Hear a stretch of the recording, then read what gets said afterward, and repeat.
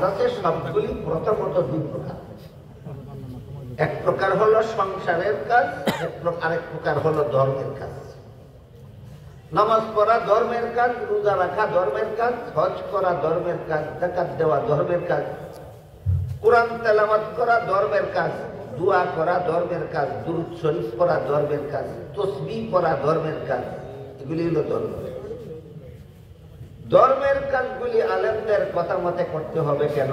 এই প্রশ্নের জবাব হলো শুদ্ধ হওয়া। কিভাবে নামাজ পড়লে শুদ্ধ হয়, কিভাবে নামাজ পড়লে ভুল হয়, এটা আলেম ছাড়া কেউ জানে না। কাজেই আমার নামাজ যদি শুদ্ধ হতে চাই, তাহলে আলেমের কথা মতো আমাকে নামাজ পড়তে হবে। কিভাবে উযু করলে শুদ্ধ হয়, কিভাবে উযু করলে ভুল হয়, যেহেতু আলেম ছাড়া কেউ জানে না, তাই আলেমের কথা মতো আমার উযু করতে হবে। উযুটা কিভাবে রোজা রাখে, কিভাবে রোজা রাখলে ভুল হয়, যেহেতু আলেম ছাড়া কেউ জানে না, তাই আমাকে আলেমের কথা মতো রোজা রাখতে হবে। কিসের জন্য? শুদ্ধ হওয়ার। কিভাবে কোরআন তেলাওয়াত করলে শুদ্ধ হয়, আর কিভাবে কোরআন তেলাওয়াত করলে ভুল হয়, বলুন। আমার কথা বুঝে থাকলে জানে কি? তাই আমার তিলাওয়াত করতে হবে তার কথা মতো। কেন? শুদ্ধ করে।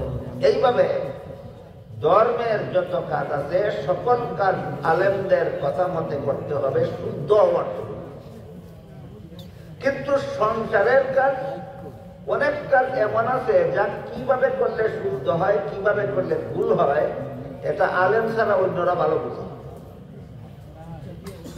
কৃষি কাজ কিভাবে করলে শুদ্ধ হয়, কিভাবে করলে ভুল হয়, সেটা আলেম ভালো বুঝে না কৃষকরা ভালো বুঝে? ব্যবসা কিভাবে করলে শুদ্ধ হয়, কিভাবে করলে ভুল হয়, আলেম থেকে ব্যবসায়ীরা বেশি ভালো বুঝে। চাকরি কিভাবে করলে শুদ্ধ হয়, কিভাবে করলে ভুল হয়, সেটা তো আলেম থেকে চাকরিজীবীরা ভালো বুঝে। তাহলে সংসারের কাজগুলি আলেমদের কথা মতো করতে হবে, শুদ্ধ হওয়ার জন্য নয়, হালাল হওয়ার জন্য। ধর্মের কাজ আলেমদের কথা মতে করতে হবে শুদ্ধ হওয়ার জন্য, আর সংসারের যাবতীয় সকল কাজ আলেমদের কথা মতে করতে হবে হালাল। যেমন ধরুন, খাওয়া দাওয়া সংসারের কাজ, পেশাব পায়খানা করা সংসারের কাজ, এমনকি রাতের ঘুমটাও তো সংসারের কাজ।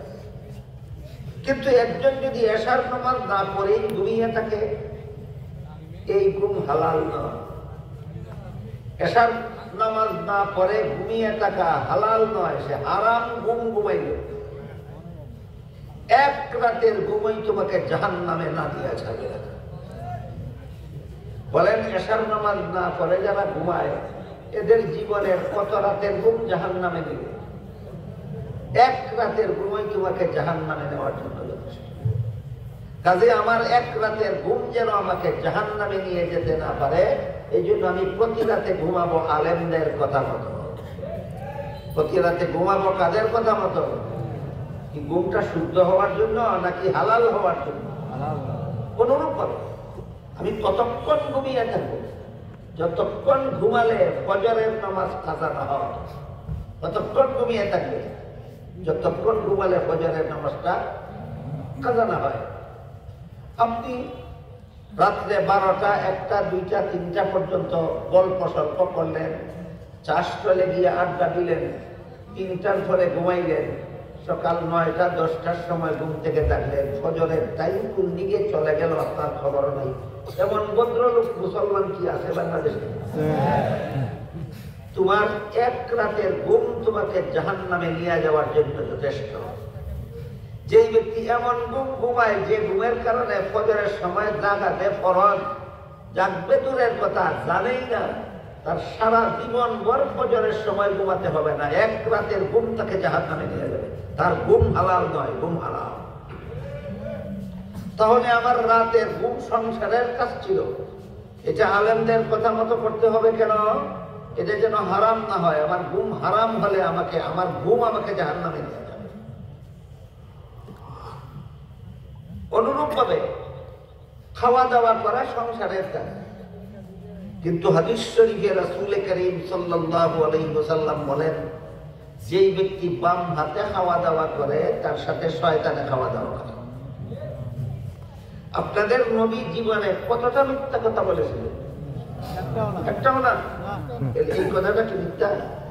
যে বাম হাতে খায় তার সাথে শয়তানে খায়।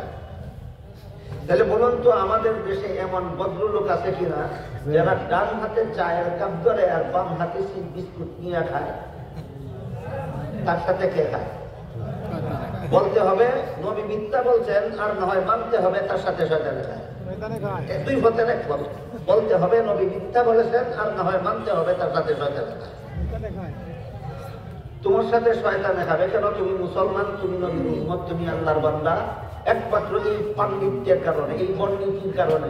কিভাবে খাইলে ভালো হয়, কিভাবে খাইলে ভালো হবে না, সেটা আলেমরা কি জানে, আমি ভালো জানি। এই শয়তানি চিন্তা চেতনা মানুষ আলেমের কথা মতো খাইতে যায় না, নিজেদের ইচ্ছা মতো খায়।